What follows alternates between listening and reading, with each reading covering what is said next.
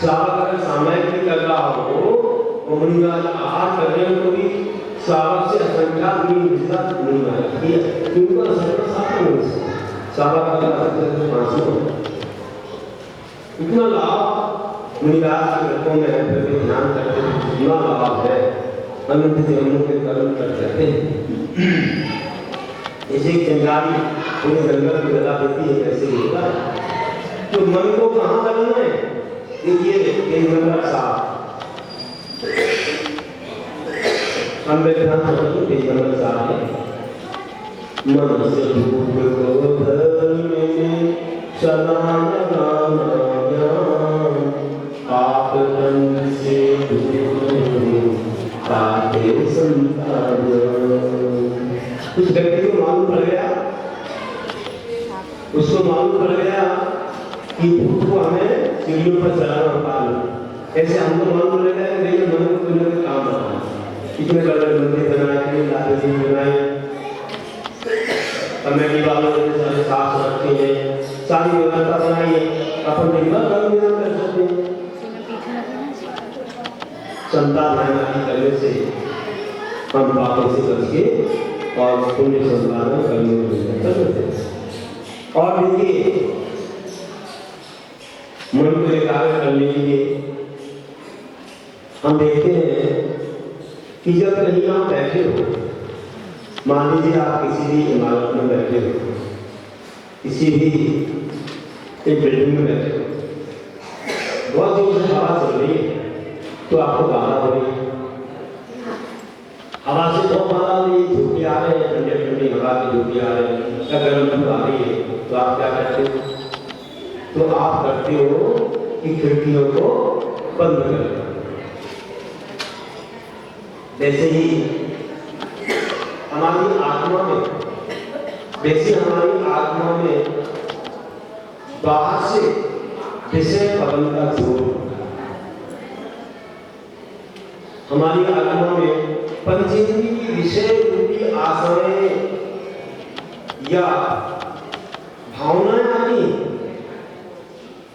और हमें करना ध्यान, तो हम ध्यान कैसे करें, हमको बाधा होती है। तो क्या करते हैं कि पंचेंद्रिय की खिड़कियों को बंद करते हैं। हमारे गुरु महाराज क्या करते हैं, साधु क्या करते हैं, पंचेंद्रिय इस पर्सन संबंधी कोई ठंडा चाहिए, गर्म चाहिए और लूखा चिकना हल्का भारी आदि किसी में आशा नहीं रखते, तो वे कोई भी स्वाद आदि गंध आदि में, कोई भी शब्द आदि में, रस आदि में रागद्वेष नहीं करते, इंद्रियों को तो जीत दिया, अपनी काबू में कर लिया और फिर जब अपनी काबू में कर लिया, बाहरी विषय में रागद्वेष नहीं करने को भी लिखा है संग्रह में कि मानसे मानुष्य उत्तमित्यर्थेषु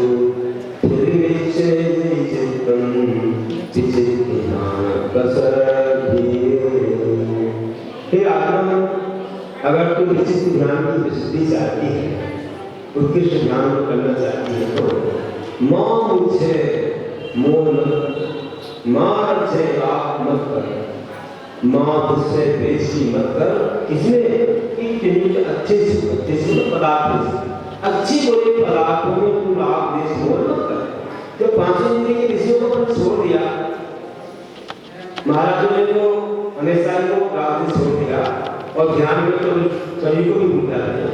कम से कम आपको सामायिक के समय पंचेंद्रिय के विषयों को छोड़ दिया करो, ध्यान के समय छोड़ोगे ध्यान। अब सोचोगे नहीं हमें सब ध्यान चाहिए, कूलर चाहिए, एसी चाहिए, तो हम ध्यान करेंगे, वो बंद हो गया तो तुम्हारा ध्यान होगा ही। इसी प्रकृति में नेचुरल जो अवस्था है उसमें ही हमारे लिए ध्यान करने का अभ्यास। तो मंदिर कैसा बना है अपना, ऐसा ठंडा मंदिर है कि पंखे की आवश्यकता नहीं है, पीछे से हवा आती है, ऐसा मंदिर बना है।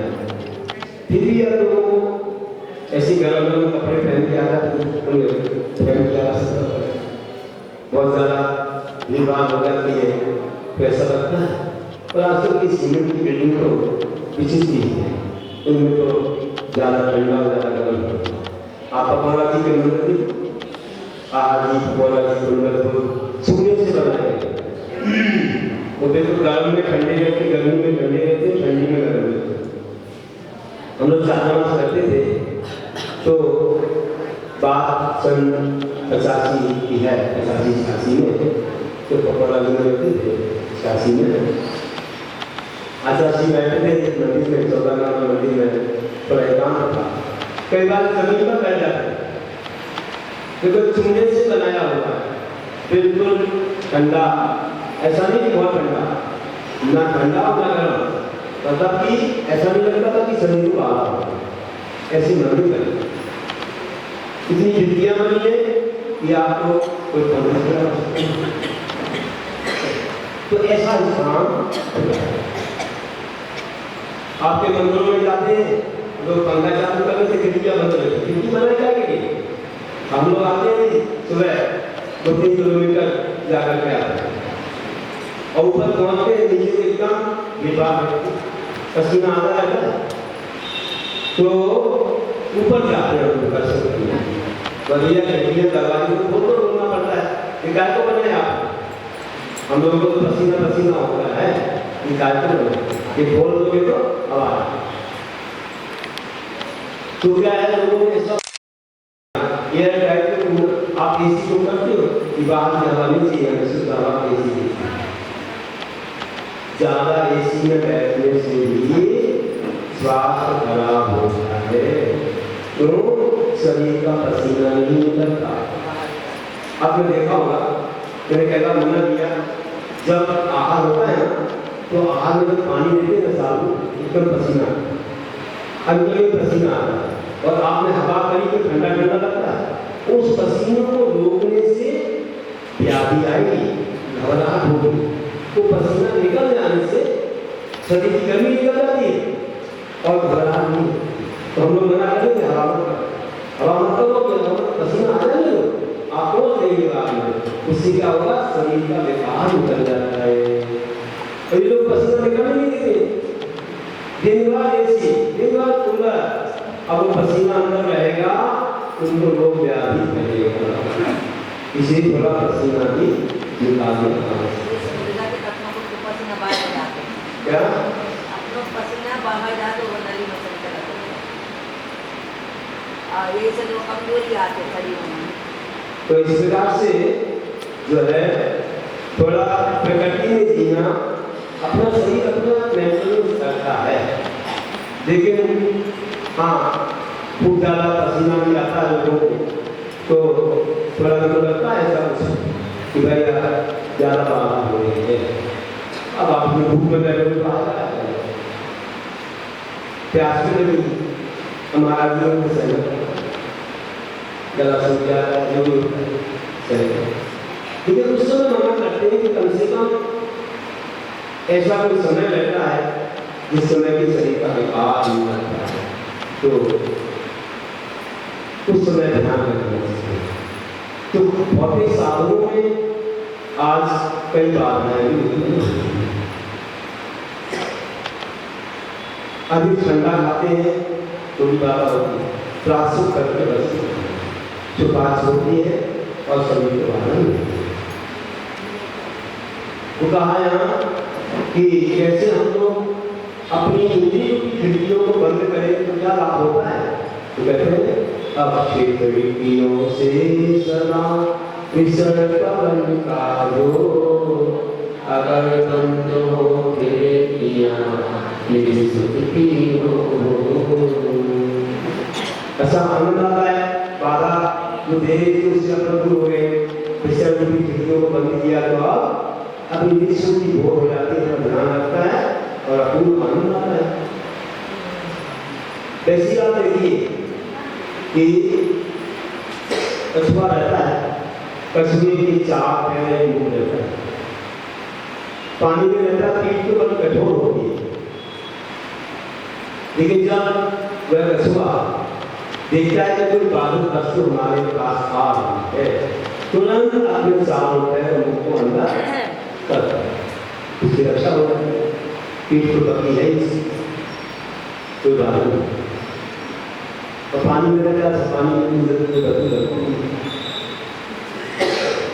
वैसे ही मुनिराज क्या करते हैं कि यहाँ पर देखते हैं पंचेंद्रिय विषयों की बाधा है, तो अपनी इंद्रियों को काबू में करते, इनकी जरूरत है उनका, कौन सी इंद्रियों को संतुलित कर देते हैं और वे अपने ध्यान में लीन हो जाते हैं, उनके विषयों को नहीं चाहते, तो उनका ध्यान बहुत कुछ होता है और ध्यान की वर्षबंदी फूट जाती है।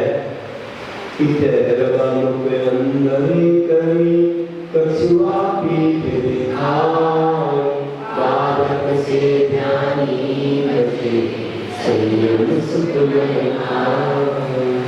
इस तरह से हम जान रहे कि अपने मन को कैसे कंट्रोल करना है, तब कहीं ध्यान होगा।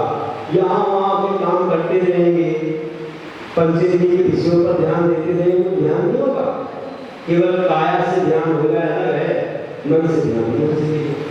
तो हमें ध्यान रखना है और अच्छे से ध्यान करना है। ऐसे ही और बताऊं